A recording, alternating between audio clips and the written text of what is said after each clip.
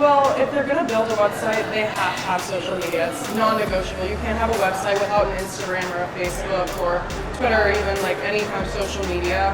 Yep. And you have to have that social media as paramount because nobody will know when you have a sale. Nobody will know about a new product. Nobody will know if like you're celebrating something. And then going on with that authenticity thing, people don't like to see perfectly manufactured plates unless they're following a food blogger where it's like fancy and stuff because they're gonna expect that when they come to your place. So you want to manage expectations because if you show, like say I cut a perfect piece of this pancetta, edited all the lighting, made it look like ruby red and perfectly white, and then somebody comes and gets a real piece of pancetta where you can see there's pinks, there's like yellow shades, there's a ton of different stuff. People are gonna be like, this is not what I saw. Right. It's like catfishing in the food world. Right, you could say. right. 4, 3, 2, 1. Hey everybody, Kevin White here with Vibrant Vienna. Welcome to the vlog. We're here today with Josh and Winnie Plant, family-owned and operated business called the Fermented Pig, and they've been in business for a couple years now, and you kind of get the idea of what we're doing. And we're here at a kitchen that they're leasing space from to prepare all the delicious things that they're delivering to not just Vienna, but throughout really all over Northern Virginia. Yeah. And that will be increasing as we adapt to the crisis. That's fantastic. Yeah. So it's actually really amazing to see that, and I was surprised, 2 years, and you guys are like all in. We're all in. You're all in. We are. So what was before this? Before this, I was in construction for a number of years, and prior to that, I was a chef in Vermont. After college, and then moved back here and started in the construction business.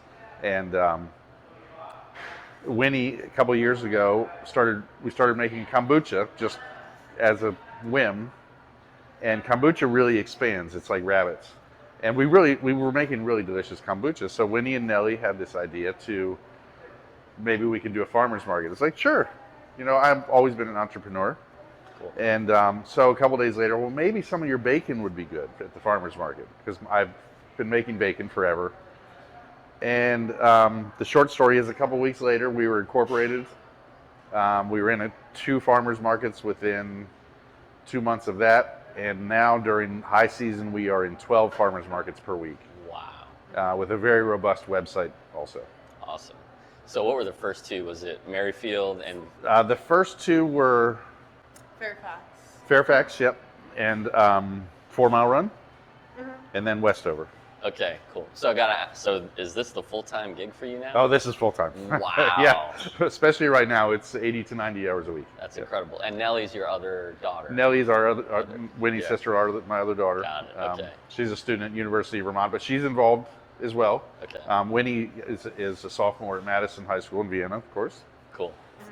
And Winnie's very, very involved. Winnie does the majority of our social media, especially Instagram. So was meat, when you were a chef, what was kind of your So niche? I was Northern Italian, Okay. and some French. So yeah, I mean, proteins are always central to especially in Northern Italy. There's not as many pastas, a lot of protein centers. And I've always really loved the food that poor people eat. And I think you can take humble ingredients and really elevate them to make them very special with some effort and care and passion. Love it. So things like kimchi, bacon, sauerkraut, salamis. I mean, a salami, which we have over here, that is the most humble food that is built to last and has been around for several thousand years. And it's an art form as well. Right, beautiful. And it looks beautiful, even in the raw. It just looks fantastic. Well, this is Virginia pork. Yeah. Local pork is very, very important to us. So our pork bellies this week are from a co-op in Central Virginia. We also have some pancetta we're going to show you, and that's pork from Longstone Farm in Lovettsville, and also from Harmony Hill Farm in Shenandoah Junction, West Virginia. So working closely with farm partners is crucial to what we do because we believe very much in the farm-to-table local food movement. And you're getting just premium quality pork that way. Okay, so here's a question, and because I've spoken with like David Rabin of Caboose, he's the executive chef, and a lot of the He chefs. contacted me last night. Oh, actually. great! Oh, great! Yeah. That's fantastic. Yeah, so a lot of the local John Crin, they talk about Yep. sourcing locally. Jonathan we're going to do a dinner with our salamis. Fantastic. Yep. When you walk into these farms, or if it's word of mouth, how does one know what they're looking for? I mean, you're a chef, so you know this, but So the very Yeah. first thing I'm looking for is, before I even get out of the car, is this an orderly farm? Is everything orderly? Right. Are there broken pieces of equipment all over the place? right. Is there grass or is there mud? It's evident as soon as you Right. get there. It's I've almost been like walking into a restaurant. sure. It might be subconscious, but if there's dirt on the floor or if the bathroom's a mess, right, you're kind of keyed into, well, if it's like this in the public areas, what's the kitchen like? Exactly. Yeah. Yep. Yeah. So that's the first indicator. We've of course already spoken to the farmers on the phone. Often they're contacting us or we're contacting them. So that's the first indicator. We then talk to them about what their practices are. There's not a lot of organic farms around here. It's too expensive on the small scale. And frankly, organic pork would mean that I would have to sell $30 a pound bacon. Right. And it doesn't mean they're not using organic practices. Sure. But do they have that $250,000 stamp is a different thing. Right. Got it. So- Okay. Cool. All right. Well, do you want to walk us around the facility? Sure. Kind of show us around. And so, the facility. This is. Tell us about how it works. Can I introduce our kitchen manager real quick? Please. Hey, Walter. How you doing? I'll give you the elbow bump. This is How are ya? Walter Salguero. He really helps keep things going for us. He and I have been practicing social distancing and trying to not work together because we both know the recipes. So if one of us gets sick, we can still feed our customers. But Walter really keeps things rolling for us. We're very grateful. So. Great to meet you. Thanks. Nice to meet Yeah. Maybe we'll see you later on. See what you got. What you got going on. We have to smoke bacon, and then we have to do some slicing bacon later on this afternoon. And then we have to. We're smoking overnight Smoking overnight tonight, and then because we have barbecue deleries tomorrow. yeah. Cool. Awesome. All right. Good to meet you. Nice to meet Thanks, Thank Walter. you. So how does what's the relationship with the kitchen? Is it's a lease space? It's a lease space. Yep. Yep. So they have different levels of. It's a membership, is really what it is. And then we lease additional space in the walk-in freezers or refrigerators. We're one of the larger producers here, so we have a lot of walk-in space, and it's a great place to work. This is the cleanest kitchen I've ever worked in. We get a lot of input from other members, and questions answered. We often collaborate on different things. For instance, our barbecue that's been going out for the past couple of weeks, we're including this amazing chocolate chip cookie that's made here by another chef. We're using sauerkraut in our dinner boxes from Number One Sons, which they're in DC, but we're very much about collaborating with local chefs. Cool. And we have a bunch of stuff upcoming in the next 2 weeks in our dinner boxes with chefs from right here. Cool. All right. I want to ask you about the dinner boxes. I want to ask you about how you, not just the social media, but how it was your idea, which is really cool. Yeah. But let's walk around first, and I'll let you kind of Okay. just show everybody who's watching what you got going on. So you've seen, this is a big prep area here. Sometimes this room is full of people doing different prep. Today's a little slower. A lot of the food trucks aren't going out or haven't figured out how to adapt to our current environment, but they're working on it. We get a lot of support from the management here, both social media, connections with purveyors, and business advice and help, connection with government agencies. They're very proactive here at Frontier Kitchen. Very helpful. Awesome. So here's our main cooking area.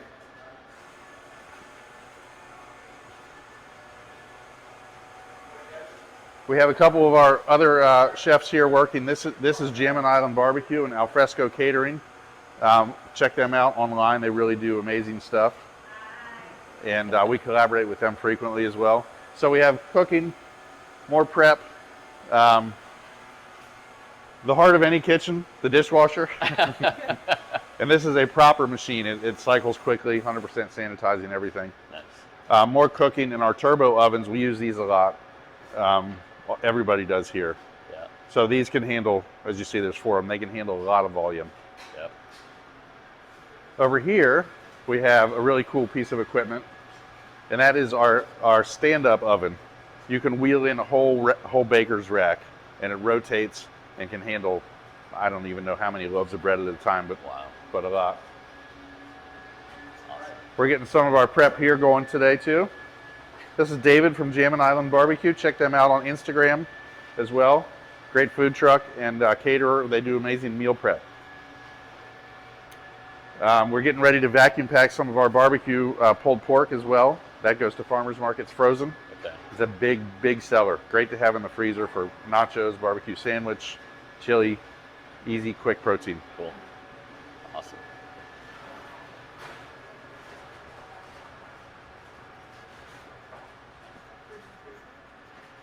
So we can take a quick peek into our walk-in freezer, which is pretty full.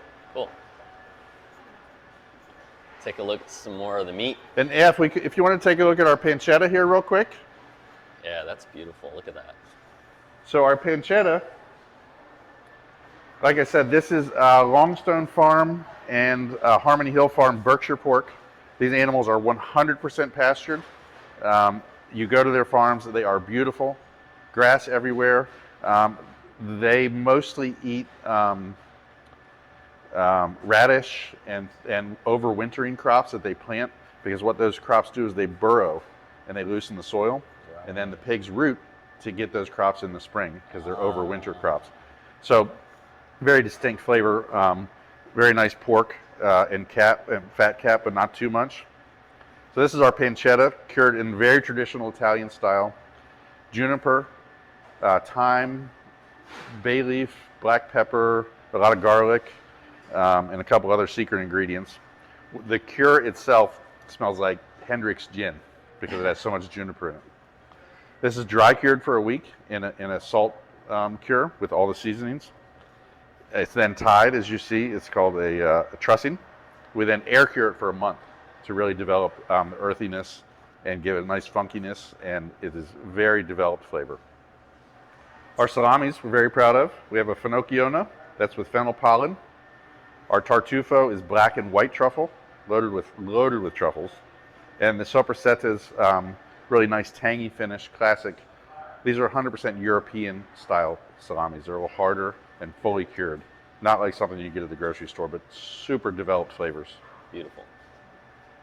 Wow. Man, that's just sounding absolutely delicious. The pancetta is very special. I'll show you a slice of it up here. Cool. I didn't want to walk away. I thought you were going to break one open. Yeah, you can take it out. Yeah, you can load it up. Yeah.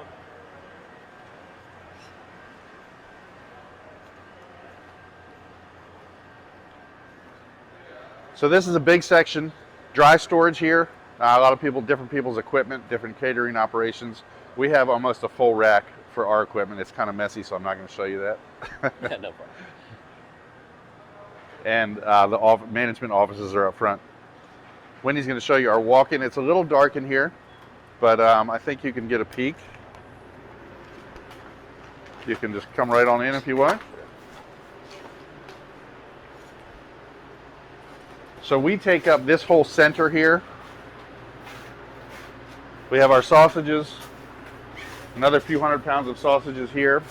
These are our old world sausages, bratwurst, lucanico, cupati, hot Italian, and a butafara, a Spanish herb sausage. Several hundred pounds of bacon. And these are our ribs too, very popular frozen ribs at the markets. And this is probably our biggest selling sausage, our Greek lucanico. I'm very proud of this recipe. We developed this with the help of the parishioners at St. Sophia's Orthodox Cathedral. Wild oregano from a friend of ours farm, a producer that we work with, Dimitri Olive Oil. They have a farm in Sparta. So wild oregano from them, orange zest, and a lot of other flavors. Really bright, vibrant sausage. Cool. Big favorite. Amazing. Yeah. Wow, So it's that's cold in here. fantastic. So this is like really authentic. That's the idea. We really want to stick with. You don't have Like- to go like to if New you're- York if- City to get Yeah. authentic. If you're Greek, we want it to taste like home. Yeah. If you're Georgian, our Georgian kupati, I've been named an honorary Georgian because of my Georgian kupati sausage, Wow. or our Georgian kupati sausage. So, An honorary George. yeah. Who did that? It's not official, but Okay. it's not from the government, but all my Georgian friends who helped me develop the recipe. That's you know, awesome. They say it tastes just like home. Yeah. So, Yeah. Not um, the state. For people who don't know. Yeah, the country. Yeah, Georgia, yeah. not the The state. Asian country. Well, in yeah. DC, people know that, but you know, Yeah. some other places Yeah. not familiar. Yeah. And Walter is loading the smoker with several hundred pounds of bacon. If we want to take a look yeah. at that. Absolutely. Everybody loves bacon.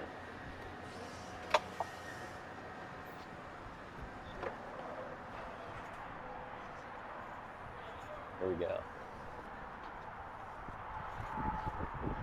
So this is our Southern Pride SPK 500 smoker. This will hold 500 pounds of meat at a time. This is Gordon Ramsay calls this the Rolls Royce of smokers, and we call this our Silver Shadow. So it's a carousel. We're smoking with apple wood today with a little bit of cherry for color, and this will smoke for a couple hours at a specific temperature, not to be revealed. And really a special machine. This is a USDA certified machine. Wow. There's not many that are like that. Where does the wood go? There's So we have a tray. firebox over here, Okay. which once the flames start, we can take a good video of that. Cool. But we're loaded up with wood here. Cool. Where do you get that wood?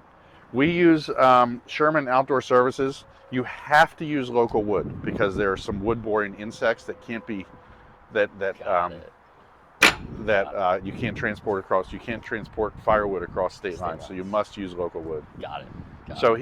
he works with different tree companies and gets us really good, clean Got it. restaurant grade wood. Not a lot of bark and burns really clean. Beautiful. Hey, can I fire up the can I close this door and fire up the box? Yeah, just so we can see it. So this smoker will ignite in a second here. So we use propane just to ignite the fire and to control temperature. It uses very, very little propane. It's a wood-fired smoker with convection. We can load this box and it will smoke for about 18 hours Got it. at a controlled temperature. Got it. So really nice. A not to be disclosed temperature. Yes. Got it. Can't give away all the secrets here. This machine runs between 30 and 40 hours a week. Wow. And we're looking for another one now too because we need redundancy Yeah. with everything so, that we're doing. And you were kind of familiar with this already, or was Yes. this an education in? No, I was Okay. familiar with this already, Got it. and I work with MV Culinary down in Nashville on these. The guy he's a very accomplished chef himself, and he's something of a mentor for us. And I can get him closer, but it's worth the drive, and he's a great guy. So. Got it. Cool. Yeah. Thanks for showing us that. Yeah. That's Sure. That's incredible. Walter's working hard over here. Walter's loading up our brown sugar, red pepper, and our most popular and Orange fennel. the orange fennel. The orange fennel one. Nice. Beautiful. And it just smells great. I was driving up here, and I'm pretty sure it was you guys. It was us, yeah. Because that's the smell, and it's just like it smells phenomenal. I mean, it smells really good. I don't know if it's the combination of all of them or. The wood is, Right. and then when the pork smell starts really coming out the chimney, in a few minutes there'll be Yeah. smoke rolling out of the chimney. Yeah. But this machine it really is the Rolls Royce of smokers. We couldn't do what we do without a machine of this caliber. Yeah. It's very important to what we And do. it's mobile, so Yep. but it pretty much stays here, and then you. Yeah, it goes to farmers markets once a week when we do barbecue on Wednesdays, but it stays here for the most part. Got it. Okay. And which farmers market is that on Wednesdays? Wednesdays at St. John Newman in Reston, Okay. the Reston got it. Farmers Market. So we'll find you guys there. We're there with in all of our Reston. products plus hot barbecue to go. Okay, is that Reston Town Center? No, it's on Lawyers, Okay. St. John Newman Catholic Church. Okay, got it. Yeah. Okay, And there's a lot of great vendors there too. cool. So you'll be rolling up with this, and what month to what month does that That run? one is supposed to start April 15th and it goes till November 20th. Okay, so TBD. Yeah. Yeah. Well, it looks like it will be April 15th. Great. Awesome. Unless something changes from the government regarding farmers markets. Sure. Cool. Great. Well, we'll keep our fingers crossed, and hopefully we'll see you there. Yeah. That sounds great. All right. So it's chilly out here, so we can head back inside. Yeah. So I wanted to ask you guys, this is what's on everybody's mind, right? All the challenges that we're facing right now in the whole world, right? Really, when you think about it. A couple thoughts come to mind with that is that you guys were already leveraged into social media. So in a sense, you were already using the internet as leverage to promote the business, to interact and interface with the community. You're not a traditional brick and mortar, so you almost had to do that. So it's provided the opportunity for you to focus even more on that, which is great. But I'm sure there's other challenges that come along with what we're all dealing with as a community. What are those? What are those challenges? And how have you guys faced those and kind of looked at opportunities to solve those problems? Okay. I think one of the first challenges that we had is that not a lot of people knew about our e-commerce website because we do farmers markets as well, so that's where people would mostly get our product, and we did less online sales, but we kind of improvised and we started hitting social media a lot harder, and as we started to hit social media harder, people kind of realized, oh, I don't have to risk going outside, I can continue to social distance, I can just order online, and then we started doing coupon codes for like $5 off 40 or more and that kind of thing, and that just kind of helped boost our online. And then another challenge that we faced was farmers markets. We didn't know anything. It was very uncharted waters as this whole situation is. We weren't sure if farmers markets were going to be named essential or not, but since they were, we'll luckily be able to continue to do them. There are going to be some adjustments, like we usually provide free samples at our farmers markets, which we stopped for obvious reasons. We don't want a ton of people reaching and touching all that. Right. And then we just have to improvise our sales techniques to be a little less face-to-face, a little less based on our sampling and stuff, because we have unconventional flavors. Orange fennel bacon is not an everyday flavor. But as soon as somebody pops that sample in their mouth, they're like, oh, I'll take 2 pounds. Like, Wow. Yeah. So we just have to kind of adjust to that. Got it. So, and I love that because a lot of the business owners that I'm meeting with do talk about word of mouth, right? And that slow organic growth a lot of times is what has staying power, as opposed to these pops of which social media tends to give you if you have something that's viral. But it's the age of spin where something will pop and then it kind of loses steam pretty quickly because something else takes its place. But becoming a mainstay, and you guys have a distinct product, I think certainly for this area, and in general, really, when you think about pork and you think about Virginia, hand in hand, right? You've got something really unique here. So the dinner boxes, I mean, when I saw that, and I knew we were doing this interview, I was like, oh man, because I had thought about that idea, like, oh man, restaurants should be doing like dinner box, like Hello Fresh ideas. So tell us about the dinner boxes. So we're not reinventing the wheel. Other people have done it, but we're keeping it very local.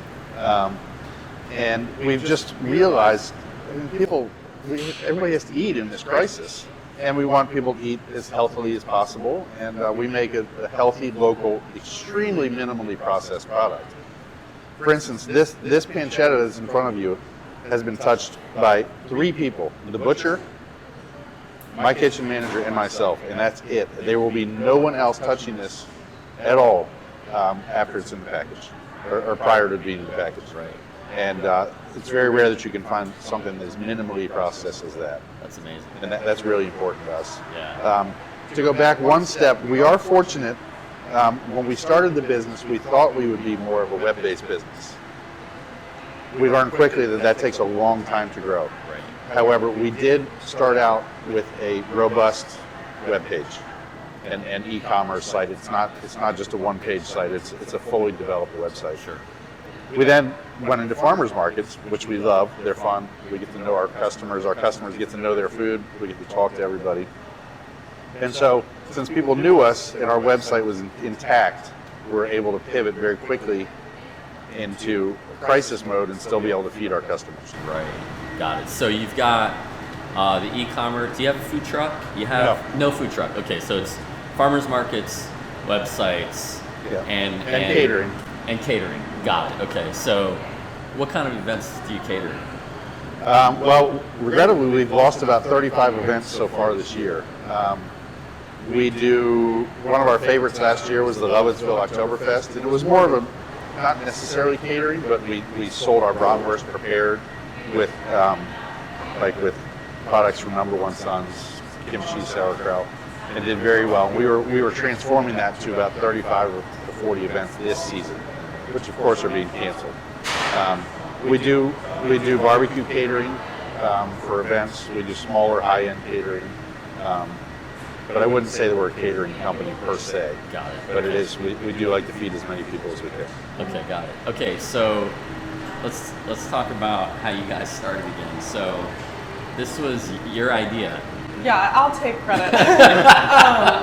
So Take the credit. we were making all of this stuff already, and so I wanted to make kombucha because I drank it a lot, but it's really expensive in store. It's $5 a bottle, and I would drink a bottle a day, and I was spending a lot of money on kombucha. So our neighbor, he had some scobies, he had extras. He was like, would you guys like one? And a SCOBY is a symbiotic culture of bacteria and yeast, which eats the caffeine and sugar in the tea and like spits out the probiotics. It's very similar to the way apple cider vinegar is made.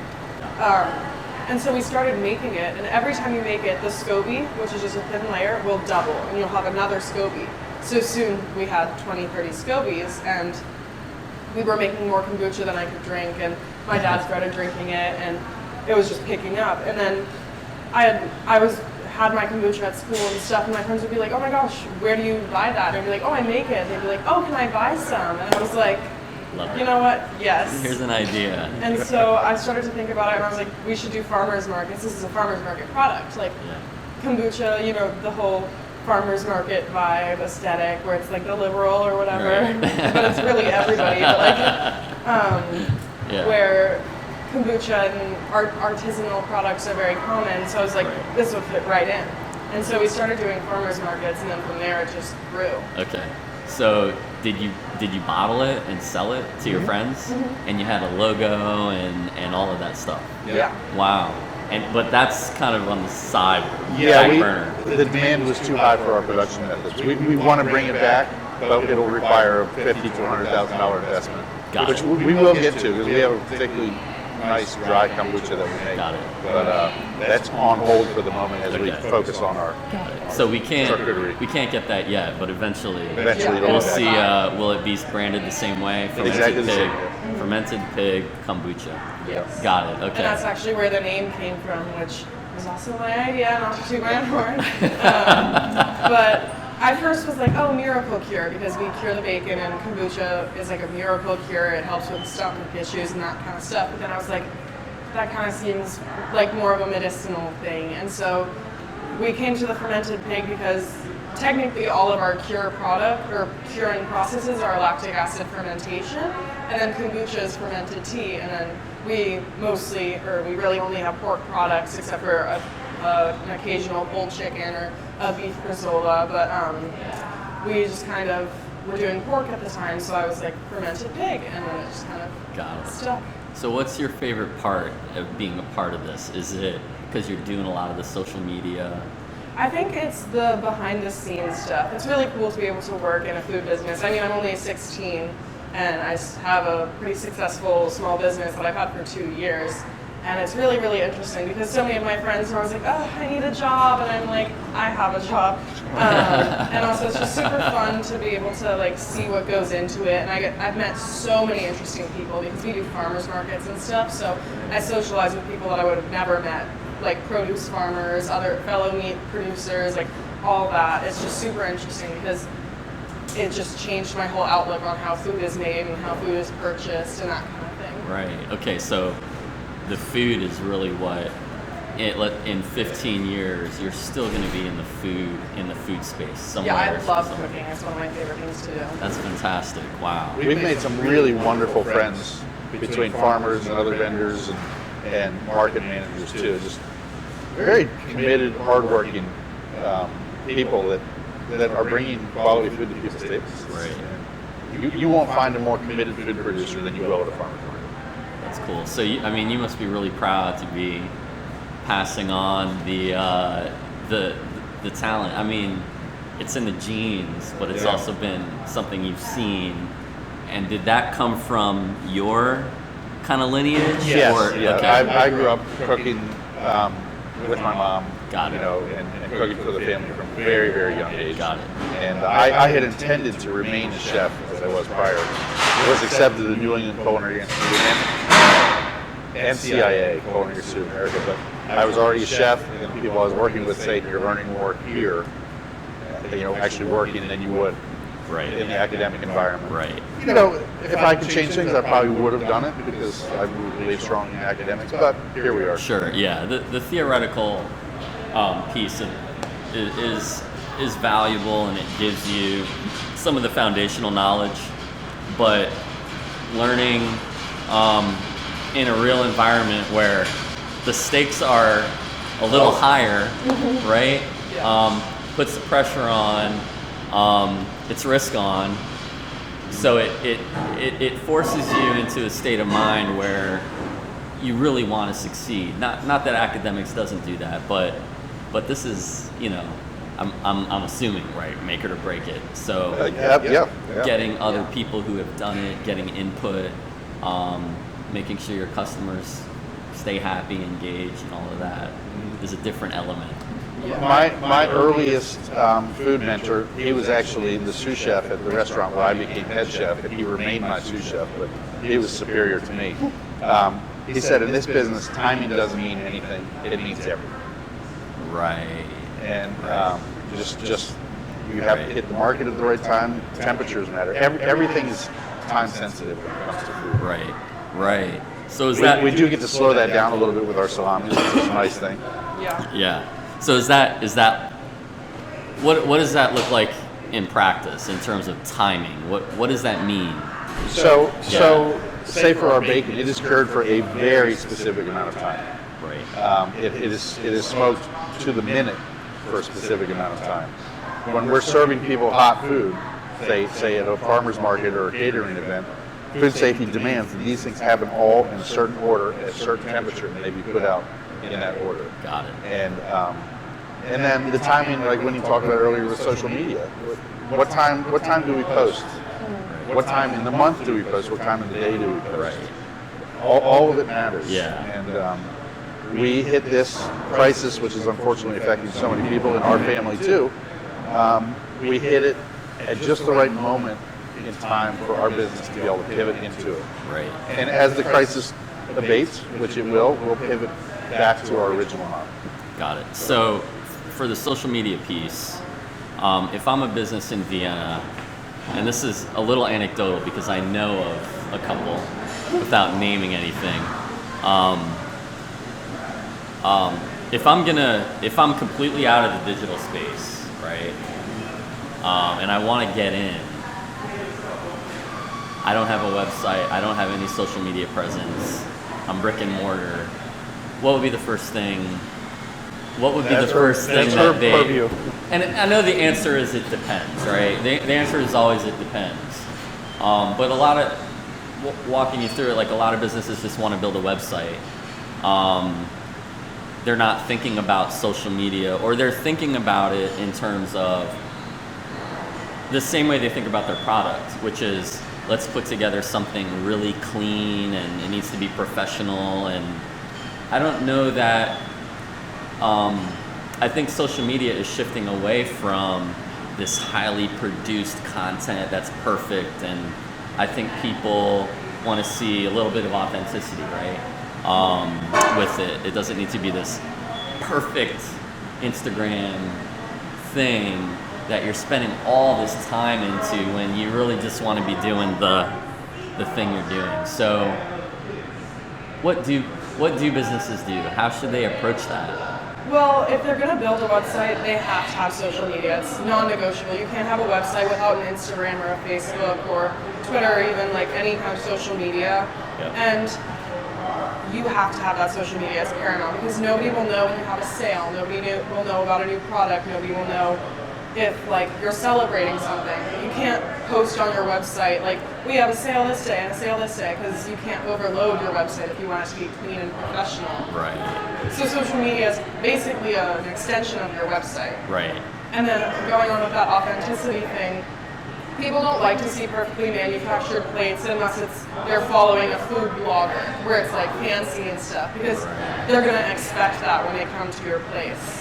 So you want to manage expectations because if you show, like say I cut a perfect piece of this pancetta, edited all the lighting, made it look like ruby red and perfectly white, and then somebody comes and gets a real piece of pancetta where you can see there's pinks, there's like yellow shades, there's a ton of different stuff. People are gonna be like, this is not what I saw. Right. It's like catfishing in the food world. Right. You could say. Right.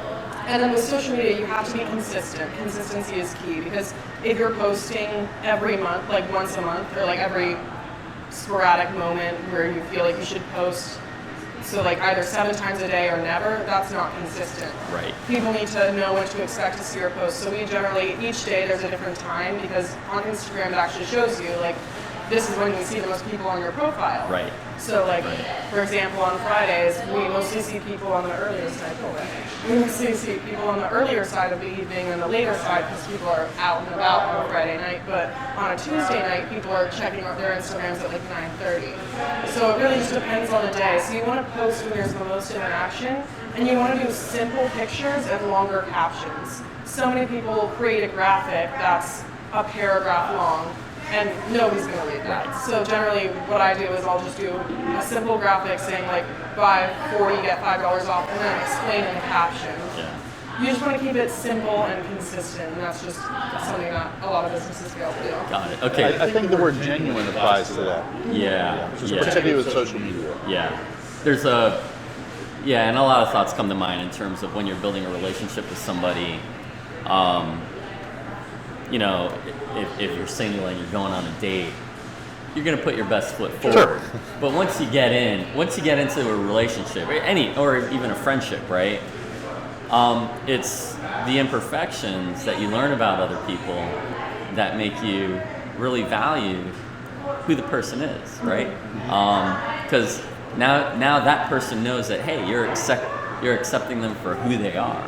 And also with, since everything we do is made by hand, it kind of adds that special touch. Because when you buy a sausage from the grocery store and then go back a month later and buy that same sausage, it's going to taste the exact same. Yeah. Like, down to every little piece of parsley is going to be the exact same. But with our product, there's a little bit of variant flavor, and it's just that more homemade flavor. Like, you can taste the difference between a homemade cookie and a store-bought cookie.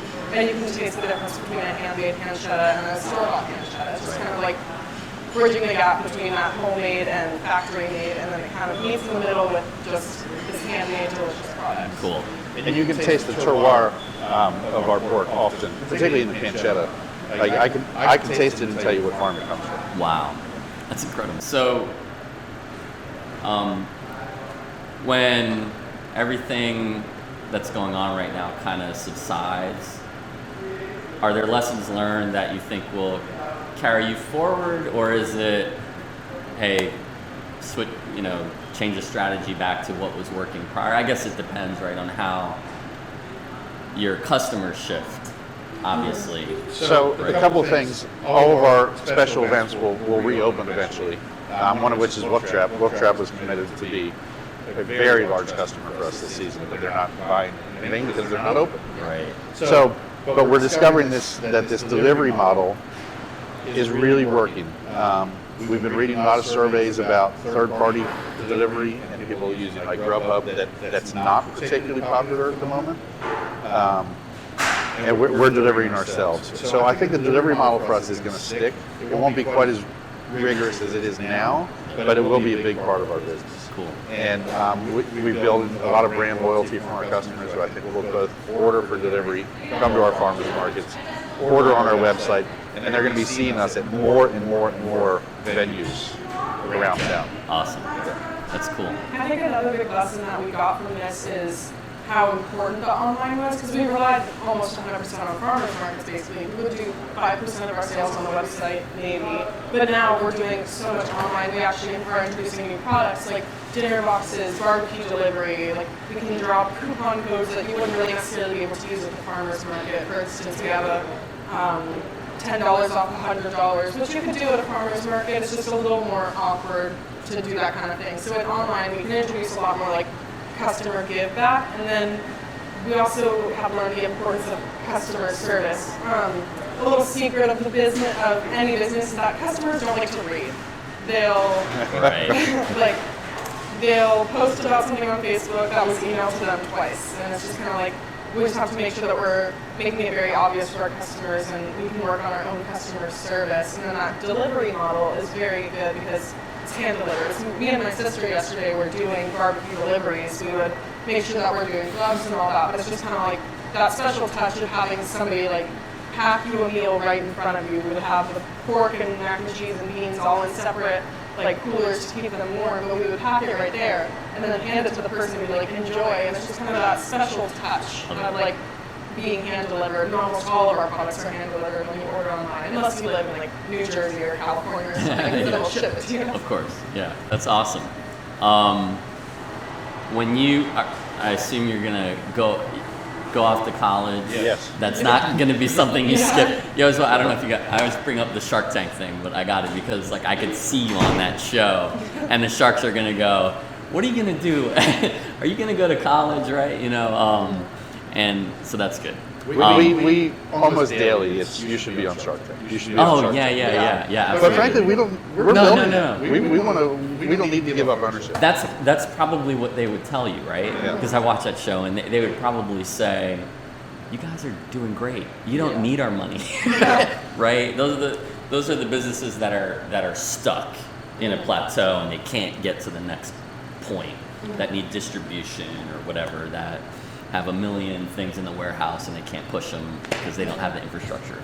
Yeah. And you guys are slow growth, and so what will be your major in college when you I have no idea. I'm That's interested true, in a million things. Okay. I want to go into dermatology, botany, business, like a million different things. Yeah. It's so hard to decide. I have Got it. 2 more years. And You've got I'll figure it out. time, Yeah. no pressure. I'm Yeah. sure whatever it is, you're gonna excel at. I can tell, absolutely. It should be. That's cool. interesting. That's cool. And maybe the culinary arts is another Because I've piece always that you loved can cooking get. since I was little. That's Tiny cool. baby.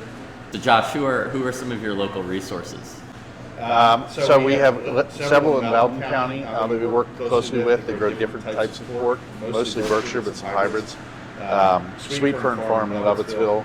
We have Longstone Farm also in Lovettsville. In Maryland, we have Catoctin Mountain Farms growing a very unique Tamworth and Berkshire hybrid, and it's called Mountain Pastured Pork. And it is unique. I wouldn't use it for barbecue, but for making certain charcuterie, it's unbelievable. Yeah. We have Baker Farms down in Shenandoah Valley, Mount Jackson. We work closely with Eat Loco in Loudoun County. They're a farmers market and food promotion company. Really generous with their time and their promotion. Fresh Farm DC is one of the larger farmers market companies in the country, I believe. And they have very rigorous standards as a producer-only market. And we went through a whole process with them where we would visit farms, they would follow up, and we've entered several of their markets too. The fermented pig is nothing without all these people. Right. I mean, we can't do it. We just can't make the product that we want to make without these farmers and partners. That's fantastic. That's amazing. We are really thankful that they are around, and I think consumers take it for granted a little bit, right? We go to Giant, and who knows where that stuff is coming from, and you really like to see. So this is you know, making a purchase from you, and even like you think about Michael Amori, say some similar things about where he sources his beans, and he goes down to these places and talks to the farmers who are, you know, Sure, you doing take work. Victor being a vintner. I mean, he's visiting wineries all over the world all the time. Jonathan Clarity, I mean, he works with a lot of Pennsylvania farms, I've noticed. You know, Right. this is important stuff. Yeah. And Denise at Social Burger, she uses a lot of local products too. So again, I mean, just to reiterate, why should the consumer care about that? Minimally processed. Right. I mean, we use preservatives because it's a preserved product. Right. Minimally processed, minimally handled, supports your local economy, far more environmentally sound. This pork here has traveled, by the time it gets back to a farmer's market, it would have traveled no more than 60 miles. Wow. Your average supermarket, 1,800 miles, and 60 people have touched the product. Right. That's incredible. Is there hope? Well, When you there think is. about It's going to have to be both things. Sure.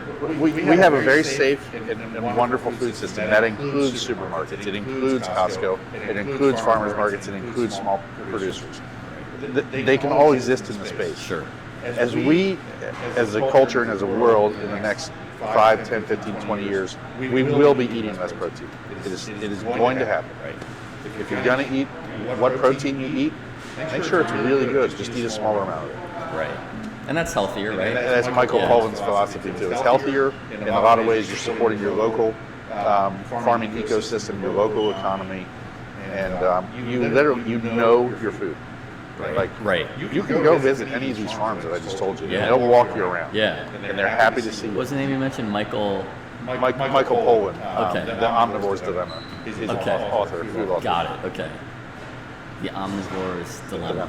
Okay. This is a book about. It's a book about food and food production. Got it. And his underlying philosophy is eat what you want as long as it's mostly plants. Right. He's like an 80 to 90% plant person because that's what the world is going to require in the future. He's running out of space to grow protein. Right. Got it. Cool. I think we covered our bases. Yeah. It was really fantastic to meet you guys. Thanks for your time. Best of luck to you and your future. And you're doing a fantastic job. And Walter. Yeah, great. Walter's. You've got a great he's our rock. team. And I mean, I have so many more questions, but I'll let you guys get back to work and making some great products for us. And everybody go out to your farmers markets and meet our 8 other employees who man our farmers markets. And really wonderful people. They know our products very, very well. Okay, And they're passionate about our products as well. And the next one you're looking at, probably Reston, April 15th. So we have 5 markets this weekend. Okay. Oh wow. One Loudon, Oakton on Saturday. Sunday is Westover in Arlington, 4 Mile Run in Alexandria, and Mosaic in Mosaic. Yep. On Sunday. On Sunday. Got Yep. it. Yeah. Great. Thanks again, Josh. Thanks. All right. Really appreciate your time. All right. Thanks. Great to meet you.